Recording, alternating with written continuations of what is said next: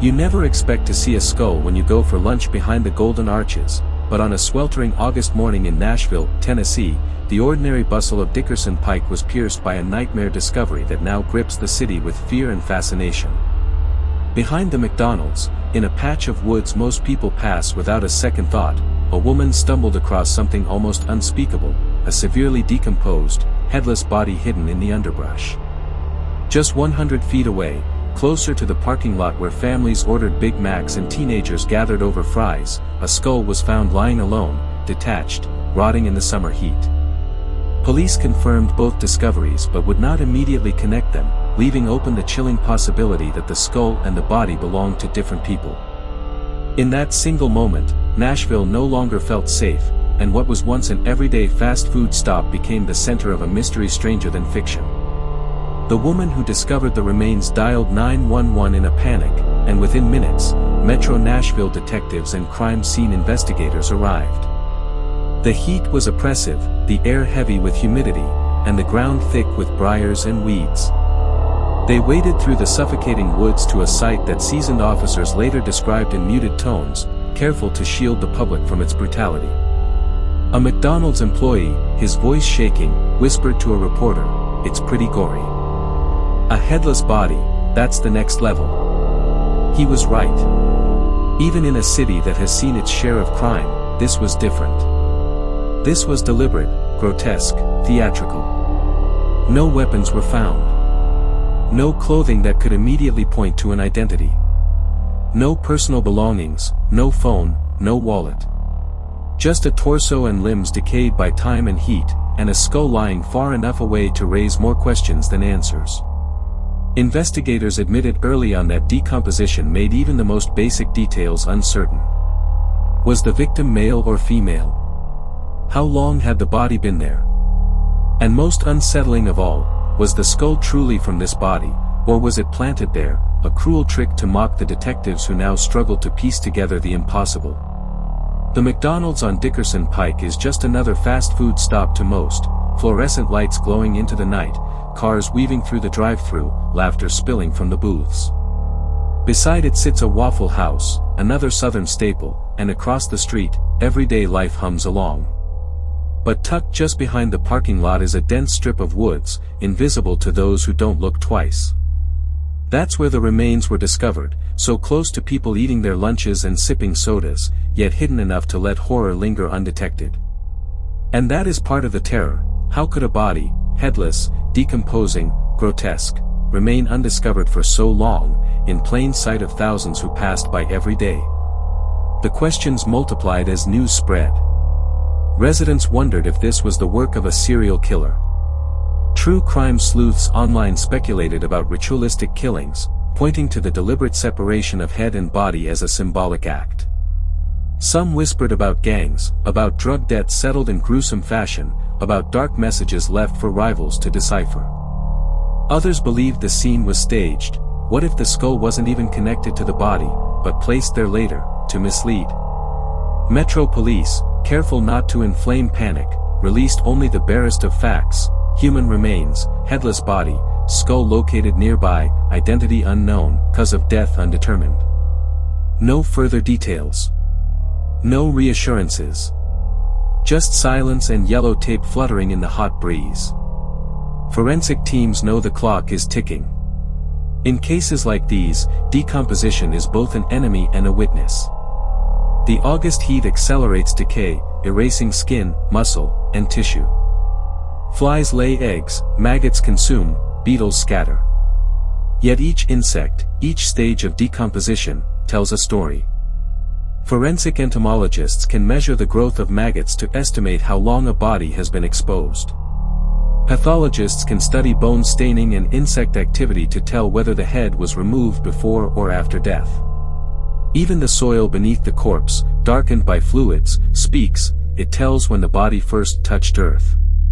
DNA can still be recovered, but the clock is cruel. Heat degrades it. Moisture degrades it. Time degrades it.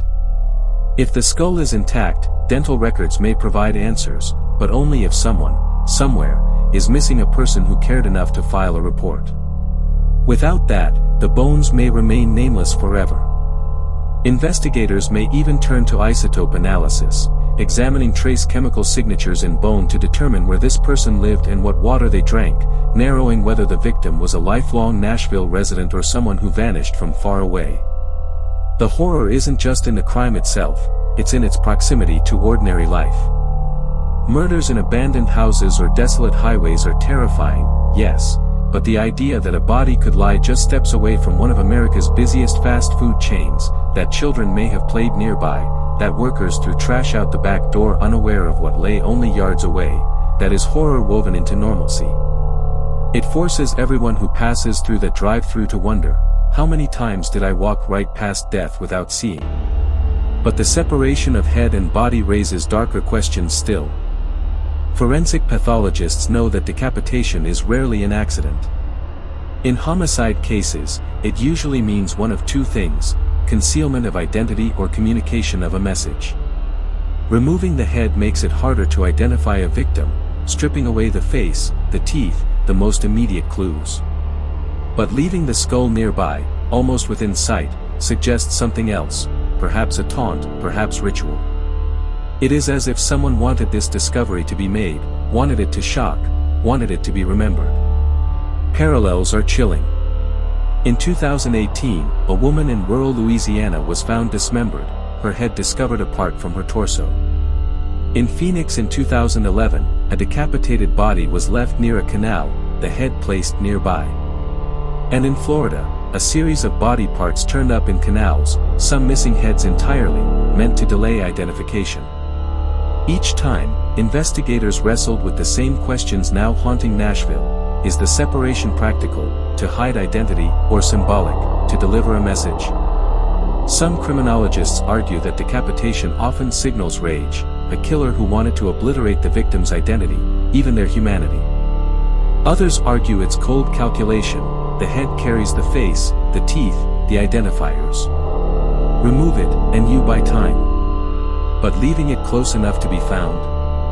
That suggests something far more sinister. A need to terrify. A need to perform.